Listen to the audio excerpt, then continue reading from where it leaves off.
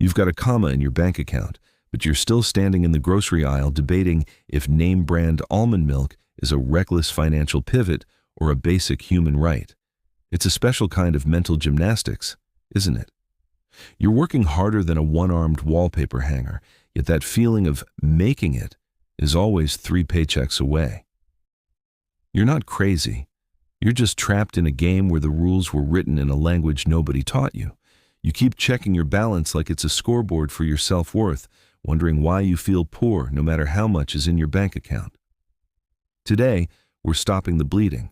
We're diving into Nick Maggiulli's data-backed manifesto to figure out why your brain is gaslighting you. We're going to find your Goldilocks zone for savings so you can stop living like a monk, and we'll master the art of spending so you can finally buy those shoes without a side of soul-crushing guilt. We're mapping out exactly when the work until you die treadmill actually stops, where to put your cash so it stops evaporating, and why waiting for the dip is basically a financial horror movie. By the end, we're going to fix that glitch in your head that keeps moving the finish line, showing you how to finally feel as wealthy as your spreadsheet says you are. It's time to move from surviving to actually building. So let's get started. Chapter 1. How much should you save? We need to have a serious talk about your bank account, but first, can we acknowledge that checking your balance feels exactly like opening a fridge when you know there's no food?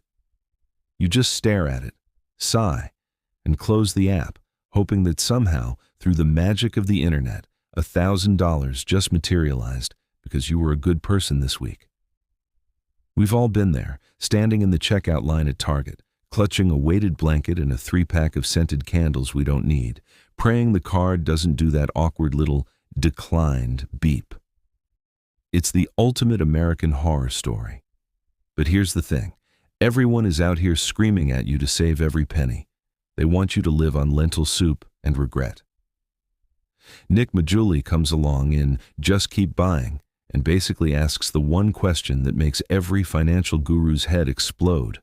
How much should you actually save? And the answer isn't a number. It's a vibe. Or more accurately, it's a reality check that depends entirely on whether you're currently eating ramen by choice or by necessity. Most money advice is written for people who already have money. It's like a fitness influencer telling a guy with 2 broken legs that he just needs to grind harder on the treadmill. If you're making 30 grand a year and someone tells you to save 20% of your income, they aren't giving you advice, they're telling you a campfire ghost story. You physically can't do it. You have rent. You have that weird subscription to a streaming service you forgot you signed up for 3 years ago. You have a car that makes a noise like a dying walrus every time you hit 40 miles per hour. Nick's whole point in this first chapter is that your savings rate is not a moral compass. You aren't a bad person because you didn't put $500 into a high-yield account this month. The truth is, your ability to save is almost entirely tied to your income, not your willpower. This flies in the face of the Stop Buying Avocado Toast brigade. Look, I've crunched the numbers, and unless you're buying avocado toast made of literal gold flakes and served on a mahogany plate, it's not why you can't afford a house. The math just doesn't move the needle. If you're in a season of life where you're just starting out, or you're pivoting careers, or you're just trying to keep the lights on, your job isn't to save. Your job is to survive and grow your income. Nick breaks it down into 2 types of people, the save years and the earn years. If you have more time than money, you need to focus on earning. If you have more money than time, you need to focus on optimizing. It sounds simple, but it's actually a huge relief. It means you can stop beating yourself up for not being a millionaire at 24. You're not behind. You're just in the earn phase. Think about your savings like a thermostat. Some months the world is on fire. Your cat gets sick, your tire blows out, and you realize you actually do have to pay taxes this year. The thermostat drops. Other months, you get a little bonus, or you finally sell that old exercise bike that's been acting as a very expensive coat rack in the corner of your bedroom. The thermostat goes up. The goal isn't a fixed number that makes you feel like a failure if you miss it. The goal is just to keep the system running. The central tension of this whole journey is that we're told saving is the way to wealth, but we're never told that saving too much can actually be a form of self-punishment. We're obsessed with this magic number, but the real magic is realizing that your savings plan has to breathe. If you're stressed out because you can't save $300 this month, you're focusing on the wrong side of the equation. You can only cut so much out of your life before you're just a person sitting in a dark room with no internet, staring at a wall to save on electricity. That's not a financial plan. That's a hostage situation. So, how much should you save? As much as you can without making your life a misery fest. That's it. That's the secret. If that's $10 this week, cool. If it's $0 because you had to pay for a root canal, also cool.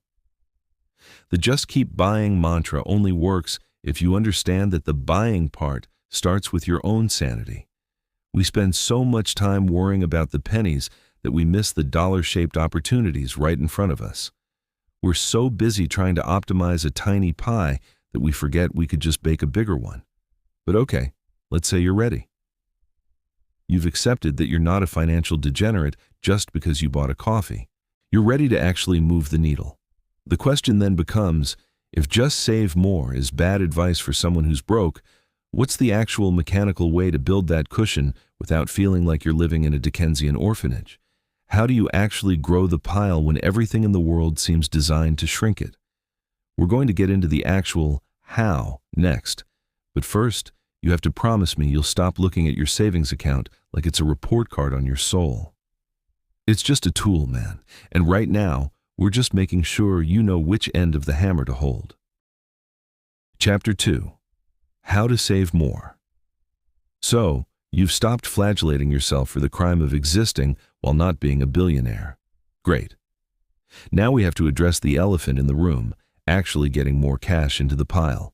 This is where most finance experts start sounding like that one gym teacher who thinks every problem can be solved by doing more burpees. They tell you to budget. They want you to sit down with a spreadsheet and track every single time you buy a pack of gum or a soda at the gas station. Look, I don't know about you, but if I have to spend my Saturday morning categorizing my miscellaneous snack expenditures, I'm going to lose my mind. Budgeting is the financial equivalent of a juice cleanse. It sounds virtuous, it makes you feel superior for about 48 hours, and then you find yourself at 11 p.m. inhaling a double cheeseburger because you're starving and miserable. Nick Maggiulli is a data scientist, which usually means he should be the king of spreadsheets, but he actually hates traditional budgeting. Why? Because it's a giant waste of cognitive energy. It's focusing on the small ball. You're out here trying to save $3 by switching to the generic brand of toilet paper, which, let's be honest, feels like using a belt sander, while your biggest financial leaks are totally ignored. The real secret to saving more isn't cutting, it's managing your raises. It's the lifestyle creep monster. You know the one. You get a $5,000 raise at work, and suddenly you decide that your perfectly functional car needs to be replaced by something with heated seats and a sport mode you'll never use. Or suddenly, you need the premium gym membership where the towels smell like eucalyptus instead of wet dog. By the end of the month, that $5,000 has vanished like a magician's assistant, and you're sitting there wondering why your bank account looks exactly the same as it did when you were making less. Nick's rule is beautifully simple and slightly annoying. Save 50% of your raises. That's it. If you get a bonus or a bump in pay, treat it like a split screen. Half goes to future you so they can eventually retire on a beach somewhere, and the other half goes to current you so you can actually enjoy the fact that you're moving up in the world. This way, you still get to taste the win, but you aren't digging a deeper hole. It's the only way to outrun the monster. But what if you're not getting a raise? What if you're currently stuck in a job where the only thing creeping is your level of burnout? This is where the humor gets a little dark, because the advice is the one thing no one wants to hear. You probably need to focus on earning more rather than saving more. I know. If just make more money was easy, we'd all be doing it while sipping margaritas on a yacht. But the data doesn't lie. You can only cut your expenses down to zero, but your income potential is technically infinite. We spend so much time trying to find the cheapest version of everything. We spend 3 hours researching the best deal on a toaster to save $12. Congratulations, you just paid yourself $4 an hour to be a professional bargain hunter. Your time is literally the only thing you can't get more of. If you spent those 3 hours learning a skill, networking, or even just sleeping so you don't collapse at your desk on Monday, the ROI, return on investment, for the nerds in the back, would be 10 times higher. The American dream has become this weird game of trying to out-frugal each other. We've turned being broke into a competitive sport. Oh, you bought a latte? I haven't seen a coffee shop in 6 years. I brew my own beans using the steam from my radiator. Nobody wins that game. You just end up tired and smelling like a radiator. Nick wants you to focus on the big wins. Lowering your housing costs, negotiating your salary, moving to a place with better opportunities. Those are the moves that actually change the trajectory of your life. Trying to save your way to wealth by skipping your morning bagel is like trying to empty the ocean with a thimble. You're going to get wet, you're going to get tired, and the tide is still going to come in. The just keep buying philosophy is about aggression, not defense. It's about building a machine that generates cash. But here's the trap. Once you actually start saving more, you run into the scarcity brain. You start feeling guilty every time you swipe that card. You start wondering if every purchase is a betrayal of your future self. It's a specialized kind of torture where you finally have the money, but you're too terrified to use it. So, how do we fix that? How do you actually spend money without feeling like a criminal? That's where the 2 times rule comes in, and trust me, it's going to change the way you look at your shopping cart forever. Chapter 3. How to Spend Money. Guilt-free. We need to talk about the financial hangover. You know the feeling. You're at the mall, or more likely, you're on your couch at 2 a.m. with 3 tabs of Amazon open, and you see something you really want. Maybe it's a pair of boots that cost more than your first car, or a high-end espresso machine because you've convinced yourself you're basically a professional barista now. You click Buy Now, and for exactly 4 seconds, you feel like a king. Then, the dread sets in. You start doing the mental math. If I eat nothing but air and tap water for the next 3 weeks, I can justify this. You feel like a kid who stole a cookie, except it's your own damn cookie and you're a grown adult. Why do we do this to ourselves? Why is spending money, the very thing we work 40+ hours a week to obtain, treated like a moral failing? We've been conditioned by these financial gurus who act like every dollar spent on joy is a dollar stolen from your retirement. They want you to feel bad about your Netflix subscription. They want you to feel guilty about the extra guacamole. It's exhausting. It's like living with a tiny, judgmental accountant inside your brain who screams every time you buy a round of drinks for your friends. Nick Maggiulli has a solution for this, and honestly, it's the most liberating thing I've ever heard. He calls it the 2 times rule. It's simple, it's elegant, and it's going to make you feel like a financial genius even when you're being a bit of a spendthrift. Here's how it works. Whenever you want to splurge on something extra, something that isn't a bill or a necessity, you have to invest an equal amount of money into an income-producing asset. If you want those $300 sneakers, fine, buy them. But you also have to put $300 into your brokerage account or an index fund. If you can't afford to do both, you can't afford the sneakers. It's the ultimate guilt cleanser. Suddenly, your irresponsible splurge becomes a massive win for your future self.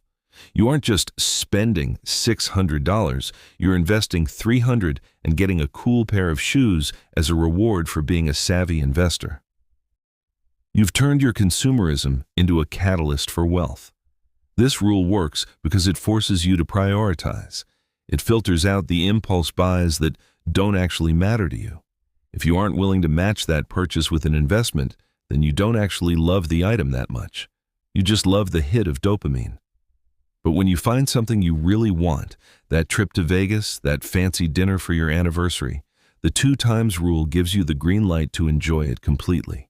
No guilt, no 3 a.m. math, just the knowledge that as you're enjoying the present, your future is getting bigger at the exact same rate. And let's be real about the frugality trap. There is a point where saving money becomes a mental illness. We've all seen that person who spends 45 minutes driving across town to save 4 cents on a gallon of gas. They've saved maybe 80 cents total, but they've lost an hour of their life and probably gained a stomach ulcer from the stress of it. That's not being smart with money. That's being a slave to a number. The goal of just keep buying isn't to die with the biggest pile of gold like a dragon in a cave. The goal is to use money to buy the one thing you actually care about: your time and your experiences. Nick points out that your human capital, your ability to earn and enjoy life, is highest when you're young, but your financial capital is highest when you're old. If you wait until you're 80 to finally live a little, you might have the money for a first-class ticket to Paris, but you might not have the knees to actually walk around the Louvre. Spending money is a skill. It really is. Most of us are great at earning, sort of, and okay at saving, occasionally, but we are absolute garbage at spending in a way that actually makes us happy. We spend on things we think we should want, the status symbols, instead of the things that actually make our daily lives better. I'm talking about the small joy purchases that pay dividends in sanity. If paying for a cleaning service once a month stops you and your partner from having a screaming match over whose turn it is to scrub the bathtub, that is the best investment you will ever make. If buying the slightly more expensive flight means you don't have a 6-hour layover in an airport that smells like feet and despair, do it. The 2 times rule and the focus on spending for happiness shift the narrative. You aren't losing money, you're trading it for a better version of your life. But this brings up a terrifying question. If we start spending more and worrying less, when does it end? How do we know if we're actually on track, or if we're just dancing on the deck of the Titanic while the iceberg of retirement looms in the distance? People always ask, when can I stop? And how much is enough? Most of the answers you've heard are actually lies based on 1990s math. We're going to dismantle those myths next, because the retirement goalpost is a lot closer and a lot weirder than you think. Chapter 4. When can you retire? Let's talk about the biggest lie ever told in a wood-paneled office, the concept of retirement. We've been sold this vision of retirement that looks like 2 people in linen pants walking on a beach at sunset, holding hands and looking at a lighthouse. First of all, who does that? If I'm on a beach, I'm not staring at a lighthouse. I'm trying to figure out if I have enough sunscreen on my back so I don't look like a boiled lobster by dinner. Second, the magic number they give you to reach that beach, usually something like $2 million, is basically a random number generated to keep you in a state of constant, low-grade panic for 40 years. The traditional 4% rule is the holy grail of retirement planning. It says if you withdraw 4% of your nest egg every year, you'll never run out of money. It's a great rule, provided the world never changes and you live in a vacuum. But Nick Maggiulli looks at the data and realizes that for most Americans, the math is a lot messier. Why? Because your life isn't a straight line. You don't just work, and then suddenly stop and wait to die while playing shuffleboard. The real question isn't, when can I stop working? It's, when do I have enough to do whatever the hell I want? There's a massive difference. For most of us, retirement isn't about never earning another cent. It's about never having to earn another cent to survive. The tension here is that we're so scared of running out of money that we often work 10 years longer than we actually need to. We trade our best, healthiest years for a safety net that is already 5 layers thick. Nick introduces a concept that is a total brain breaker: the crossover point.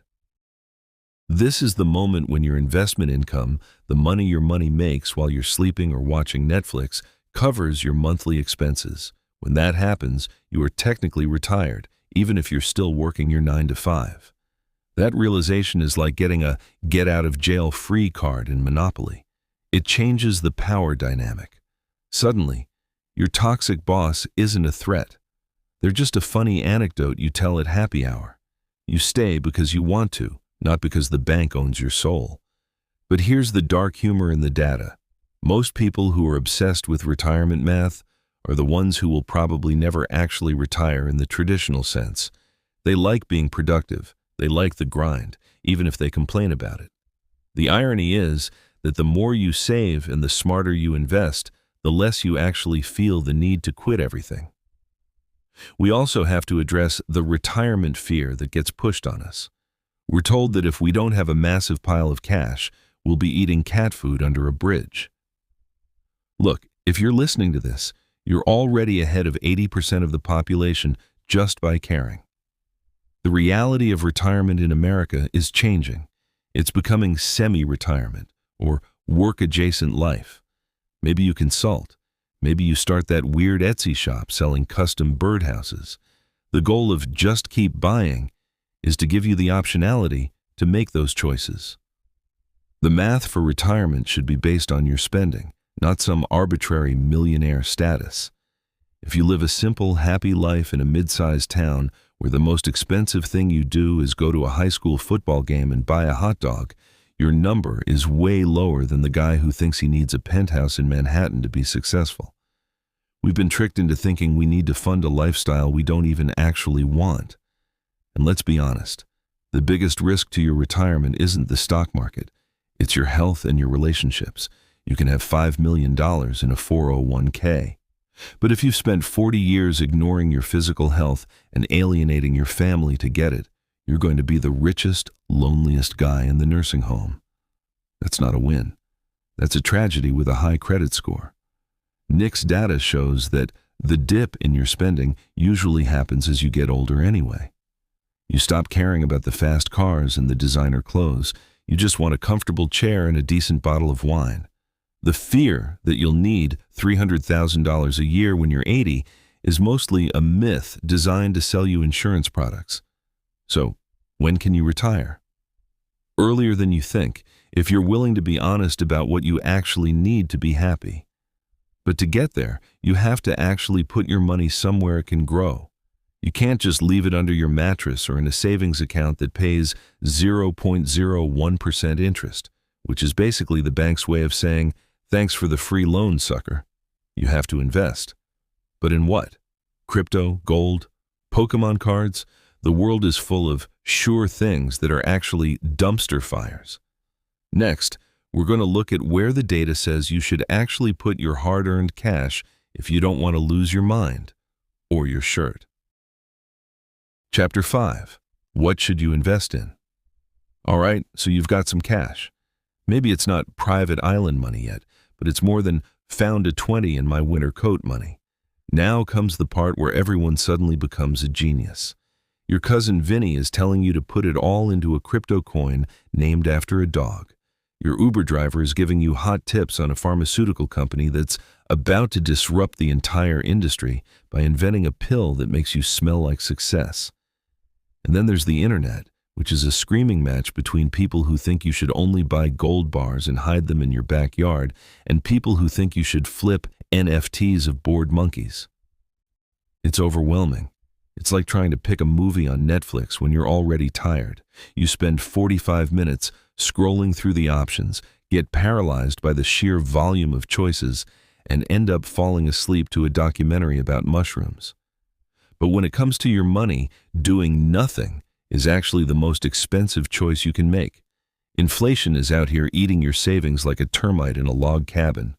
Nick Maggiulli, being a man of science and spreadsheets, looks at the chaos and basically tells us to calm down. If you want to build wealth, you don't need a hot tip. You need assets that actually produce something. He's talking about the big three: stocks, bonds, and real estate. Boring? Yes. Effective? Also yes. It's the financial equivalent of eating your vegetables.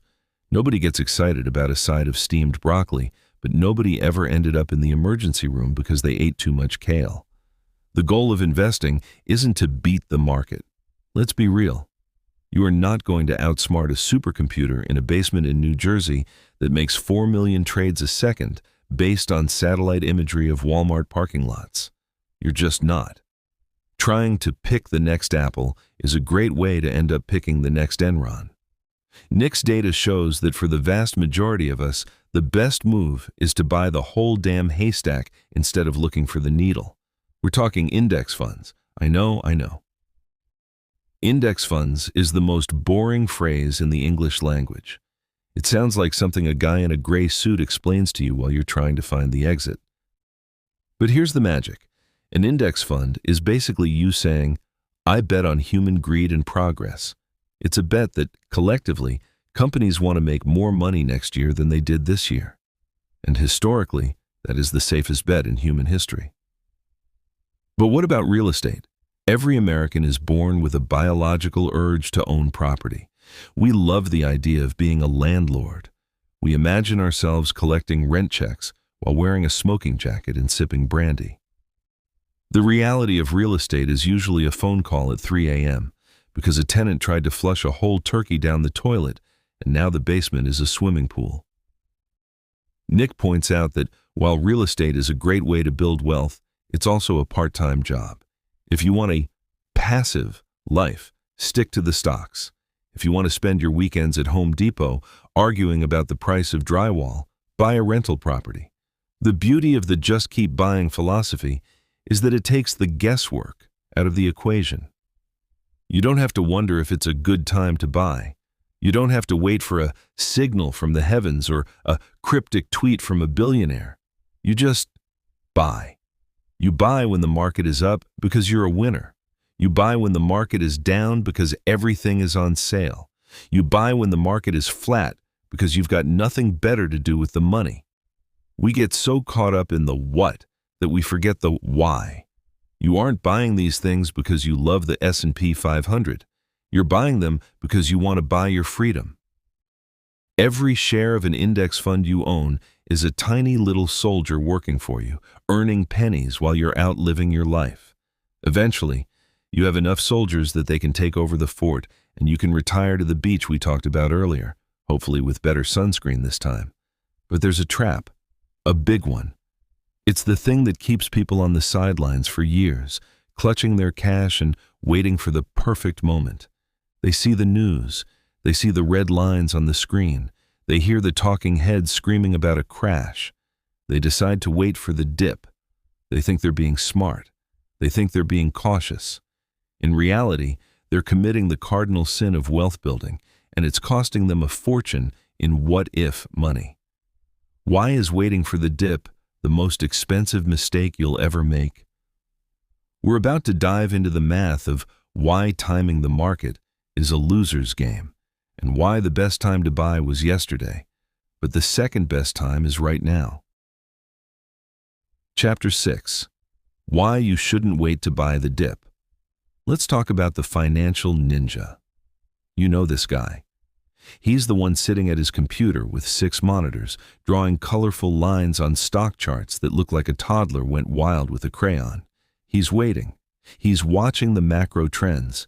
He tells you, with the confidence of a man who definitely doesn't have a roommate, that the market is frothy and he's waiting for the big correction so he can buy the dip.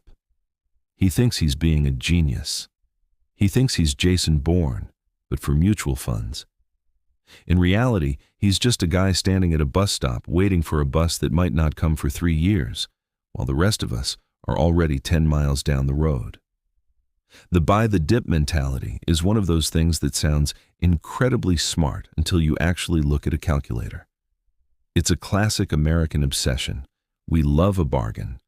We'll trample a grandmother on Black Friday to save $50 on a 4K TV, so of course we want to do the same with our investments. We want to feel like we gamed the system. We want to tell our friends at the barbecue that we timed the bottom perfectly and rode the wave to the moon. But Nick Maggiulli did the thing that ruins every good story. He looked at the data. He ran the numbers on a buy-the-dip strategy versus just buying as soon as you have the money, no matter what the price is. And the results are a total gut punch to the ninjas. It turns out that just buying now beats buying the dip about 70% of the time. Why? Because the market spends most of its time going up. While you're sitting on your hands waiting for a 10% crash, the market might go up 20%. So even when the crash finally happens, and it will, because the universe loves irony, your discounted price is still higher than the price you could have had a year ago. You're waiting for a sale at a store that raises its prices every single day. It's like refusing to buy a sandwich for $5 because you're waiting for a half-off coupon. But while you wait, the price of the sandwich climbs to $15. Congrats, you used your coupon and paid $7.50. You saved money on the deal, but you're still out an extra $2.50 and you're starving. Waiting for the dip is just a socially acceptable form of gambling. It's ego disguised as prudence.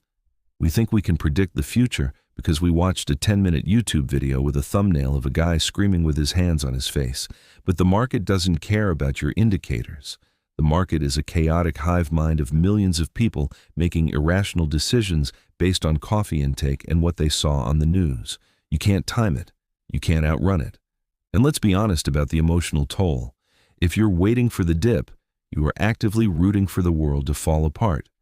You're checking your phone every morning hoping to see red numbers. You're vibrating with anxiety every time the market hits a new all-time high because it means you're missing out. That is a miserable way to live. You've turned your financial journey into a high-stakes horror movie where you're the guy who keeps going into the basement. The just keep buying approach is the ultimate lazy genius move. It's admitting that you don't know what's going to happen next week, and more importantly, realizing you don't need to know. You just keep shoveling money into the machine. Market at an all-time high? Buy. Market in a free fall because of some geopolitical drama you don't understand? Buy. Market as boring as a Sunday afternoon in a dry county? Buy.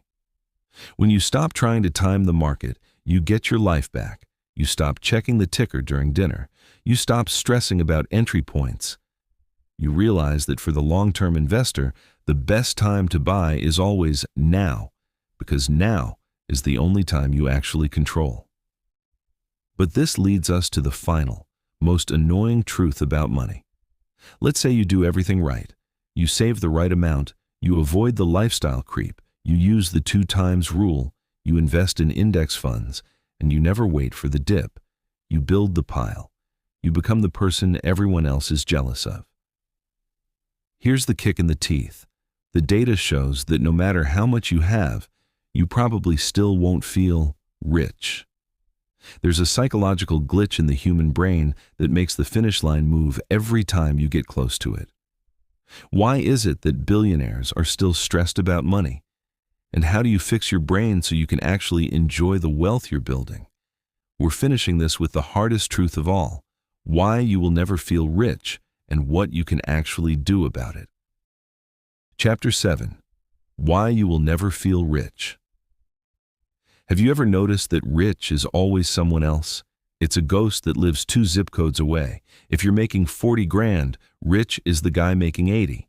If you're making 80, rich is the woman with the saltwater pool and the German SUV. If you're that woman, rich is the guy with the private jet who thinks a layover is something that happens to other people. We treat wealth like a horizon line. You can walk toward it for 40 years, but the moment you take a step, the horizon takes a step back. You're never actually there. This isn't just you being greedy, and it's not just a character flaw. It's a biological glitch. Nick Maggiulli points out that humans are hardwired for social comparison. We don't judge our success by a spreadsheet, we judge it by looking over the neighbor's fence. It's why you can feel like a king in a modest apartment until you scroll through Instagram and see a 22-year-old entrepreneur posing in front of a mansion in Ibiza. Suddenly, your life feels small. Your coffee tastes like disappointment. Your furniture looks like it was salvaged from a sinking ship. The data shows that as people get wealthier, they don't actually feel more secure. They just get more expensive problems. They worry about the frothy market we talked about earlier, or they stress about estate taxes, or they obsess over whether their friends actually like them or just like their beach house. We spend our whole lives trying to escape the struggle, only to realize that the struggle just changes its outfit. It goes from, can I pay the electric bill, to, can I maintain this lifestyle forever? The just keep buying philosophy isn't just about accumulating commas in a bank account. It's about recognizing that the goalposts are on wheels. If you don't learn how to lock them down, you will spend your entire existence in a state of almost. You'll be the person who waited for the dip and missed the life. You'll be the person who saved 50% of their raises but forgot to spend the other 50% on something that made their heart beat faster. Think back to what we've uncovered. We started by realizing that your savings rate isn't a grade on your soul, that in those early years, it's okay to focus on just earning enough to survive the week without a panic attack. We looked at the 2 times rule as a way to kill the guilt of being human and wanting nice things. We dismantled the myth of the magic retirement number and realized that freedom is often much closer than the brochure says it is. We even stopped trying to outsmart the market ninjas, accepting that just being present, just showing up and buying, is the greatest hack there is. But none of that matters if you don't solve the tension we started with, the feeling that you are constantly behind. When you look at the landscape of your financial life now, I hope you see it differently. It's not a mountain you have to summit before you're allowed to breathe. It's a garden you're planting. Some seasons are for tilling the soil and earning. Some are for the 2 times rule and enjoying the harvest.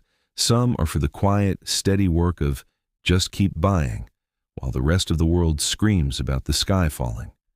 The resolution isn't reaching a specific number. The resolution is realizing that you have enough when you stop letting the what if and the not yet run your life. Wealth is just the ability to wake up and say, I can do what I want today. If you can do that, even in small ways, if you can buy that coffee without a side of guilt or take that trip because you've invested in your future self, then you are already richer than the billionaire who's terrified of losing it all. You've walked the path. You've seen the math and the madness. Now, as the noise of the world starts to creep back in, I want you to take a second. Look at where you are, not where the neighbor is. Think about that one thing you've been holding back on, that one move you've been too scared or too frugal to make. Maybe it's time to trust the system. I'd love to hear what your rich looks like. Is it a number? Is it a feeling? Is it just being able to go to the grocery store and not look at the prices? Drop a comment and let's talk about it. We're all just figuring this out together, one paycheck at a time. If this conversation helped you feel a little more grounded and a little less stressed, maybe pass it along or hit the like button so other people can find it too. And if you want to keep hanging out while we pull back the curtain on this whole money thing, stay subscribed. It's been a pleasure walking through this with you. See you in the next one.